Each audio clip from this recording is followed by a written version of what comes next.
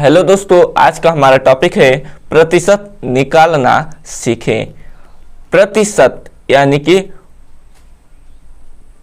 प्रतिशत का जब हम लोग संधि विच्छेद करेंगे तो हमारा आएगा प्रति धन शत। प्रति का मतलब होता है प्रत्येक, असत का मतलब होता है 100, यानी कि प्रति 100, यानी कि दिए गए संख्या का प्रति 100 करेंगे, यानी कि प्रति 100वां का मान ज्ञात करेंगे। आई होप आप लोग प्रतिशत का मतलब जान गए। तो चलिए प्रतिशत निकालते हैं। हमारा पहला प्रश्न है 150 का 20% निकालें, यानी कि 150 का 20% निकालना है। 150 का मतलब होगा गुणा, यहाँ पे जो का है इसका अर्थ होता है गुणा। अब 20 लिख देंगे। अब प्रतिशत यहाँ पे है, यानी कि इसके बटा में 100। ठीक है। अब यहाँ पे 1 0 से 1 0 कैंसिल और 1 0 से 1 0 कैंसिल। सबसे पहले आपको क्या करना है, 150 लिखा है, 150 यहाँ पे लिख देना है। का मतलब होता है गुणा। अब 20 लिख देंगे। प्रतिशत का मतलब होता है बटा में 100, यानी कि इसके बटा हम लोग 100 कर देंगे। ठीक है। इसके बाद हम लोग कैलकुलेशन करेंगे, इस सवाल को हल करेंगे। कैलकुलेशन करने के लिए सबसे पहले हम लोग देखते हैं कि क्या हो सकता है, छोटा से छोटा रूप क्या हो सकता है इस कैलकुलेशन का। ठीक है, इस सवाल का। तो हमने देखा कि ऊपर में 0 है, यानी कि ऊपर वाला अंश होता है, नीचे वाला हर होता है। ठीक है, यानी कि हर से अंश में भाग दिया जाता है और छोटा से छोटा रूप प्राप्त हो जाता है। ऊपर हम लोग देख रहे हैं कि ऊपर 0 है और नीचे 0 है, यानी कि 0 से 0 कैंसिल हो जाएगा। यहाँ पे भी 0 है, यहाँ पे भी 0 है, 1 0 से 1 0, यहाँ पे भी कैंसिल हो गया। अब हम लोग का बचा ऊपर 15 गुणे 2, यानी कि 15 गुणे 2, यानी कि 15 दूना 30।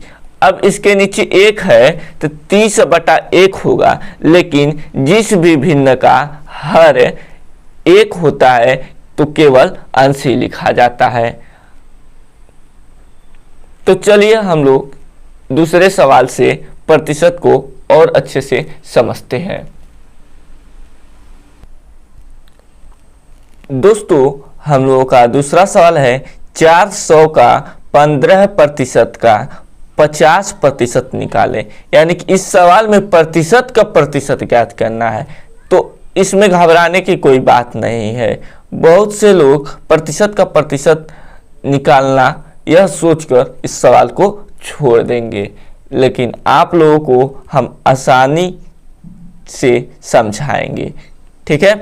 400 का मतलब क्या होता है गुणा 15। अब प्रतिशत का मतलब होता है इसके बटा में 100। अब फिर से का आया है, यानी कि का मतलब गुणा। अब 50 दिया है तो 50 लिख देंगे। अब इस प्रतिशत का मतलब भी क्या होगा, बटा में 100। प्रतिशत का मतलब क्या होता है, बटा में 100। यहाँ पे देखिए 2 0 से 2 0 कैंसिल हो गया, इस 0 से यह 0 कैंसिल हो गया। ठीक है। अब क्या बचा, 4 गुणे 15 गुणे 5 अब बटा में 10, केवल यही बचा। अब 4 का गुणा 15 में करेंगे, यानी कि 4 का गुणा 15 में करेंगे तो क्या होगा 60, और 60 का गुणा 5 में करेंगे यानी कि 300। 60 का गुणा 5 में करेंगे यानी कि 300, अब बटा में 10, बटा में क्या हो जाएगा 10 हो जाएगा। ठीक है। अब 10 से कम 10, 10 तिहाई 30 0, इसका आंसर क्या हो जाएगा 30 हो जाएगा। इसका आंसर क्या हो जाएगा 30 हो जाएगा। चलिए अब हम लोग तीसरे प्रश्न को हल करते हैं। हमारा तीसरा प्रश्न है 60 का कितना प्रतिशत 12 होगा। 60 का कितना प्रतिशत 12 होगा। तो दोस्तों, इस सवाल को भी हम लोग आसानी तरीके से हल कर लेंगे। इस सवाल में भी घबराने की जरूरत नहीं है। दोस्तों 60 का कितना प्रतिशत 12 होगा, हमसे यही न पूछा जा रहा है। तो चलिए हल करते हैं। सबसे पहले हम लोग मानेंगे कि 60 का x प्रतिशत 12 होगा। माना कि 60 का x प्रतिशत 12 होगा। ठीक है, x का माना कि 60 का x प्रतिशत 12 होगा, यानी कि 60 का मतलब होता है गुणा x, अब प्रतिशत का मतलब होता है बटा में 100 इक्वल टू 12। यह एक कैलकुलेशन बन गया। क्या बन गया? समीकरण बन गया। अब इसे हमें हल करना है। अब तो हल हो ही जाएगा। अब देखिए यहाँ पे हम लोग 60 गुणा में x कर लेंगे। अब इसे इस साइड भेज देंगे, यानी कि दाहिने साइड में 12 के साथ भेज देंगे। यह देखिए ऊपर वाला अंश है, नीचे वाला हर है। अब अंश बटा हर यानी कि यह एक भिन्न है, यानी कि इस संख्या से इस संख्या में भाग देना होता है। जब कोई संख्या भाग में हो तो उसका पक्षांतर किया जाता है, तो वह गुणा में हो जाता है। ठीक है, यानी कि 12 गुणा में 100, यह नियम होता है। यदि कोई संख्या भाग में है तो उसका पक्षांतर होगा तो वह गुणा में हो जाएगा। ठीक है, यदि कोई संख्या प्लस में है तो उसका पक्षांतर करेंगे तो माइनस हो जाएगा, यदि माइनस है तो प्लस हो जाएगा, गुणा है तो भाग हो जाएगा, और भाग है तो गुणा हो जाएगा। आई होप आप लोग मेरी बात को समझ गए होंगे। अब 60 गुणे x इक्वल टू 12 गुणे 100 हो गया।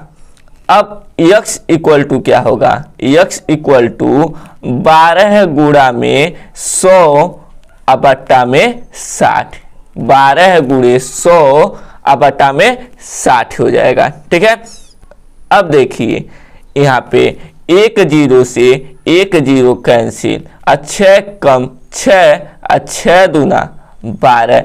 अब 2 गुणे 10 यानी कि x equal to 20, x equal to 20। यही हम लोगों का आंसर है। ठीक है, यही हम लोगों का आंसर है, यानी कि 60 का 20 प्रतिशत 12 होगा। 60 का 20 प्रतिशत 12 होगा। हमारा चौथा सवाल है 50 का 20 प्रतिशत निकालें, यानी कि 50 का मतलब होगा गुणा 20, अब प्रतिशत का मतलब होगा बटा में 100। 1 0 से 1 0 कैंसिल, इस 0 से यह 0 कैंसिल, यानी कि 5 गुणा 2 यानी कि 10, 5 दूना 10, यही आंसर होगा। दोस्तों एक और सवाल हम लोग हल करते हैं। देखिए 50 प्रतिशत का 20 प्रतिशत, 50 प्रतिशत का 20 प्रतिशत ज्ञात कीजिए। तब कैसे ज्ञात करेंगे? यानी कि 50, अब प्रतिशत का मतलब होता है बटा में 100, का मतलब होता है गुणा 20, अब प्रतिशत का अर्थ होता है बटा में 100। ठीक है, समझ गए कि नहीं समझ गए? समझ गए। यहाँ पे देखिए 50 से कम 50, अब 50 दूना 100, 20 से कम 20, अब 20 पचे 100, यानी कि ऊपर बचा 1 गुणे 1 यानी कि 1 हो जाएगा, अब बट्टा में 2 गुणे 5 यानी कि 10 हो जाएगा। यही क्या हो गया? आंसर हो गया। तो दोस्तों हम उम्मीद करते हैं कि आप लोग प्रतिशत निकालना सीख गए होंगे। यदि वीडियो पसंद आए तो प्लीज़ लाइक करिए, कमेंट में हमें ज़रूर बताइए, और साथ ही साथ यदि आप इस चैनल पर नए हैं तो चैनल को सब्सक्राइब जरूर करिएगा, क्योंकि हम इसी तरीके का वीडियो बनाते रहते हैं जो आप सभी के हेल्पफुल हो। तो आज के इस वीडियो में बस इतना ही। मिलते हैं अगले नेक्स्ट वीडियो में।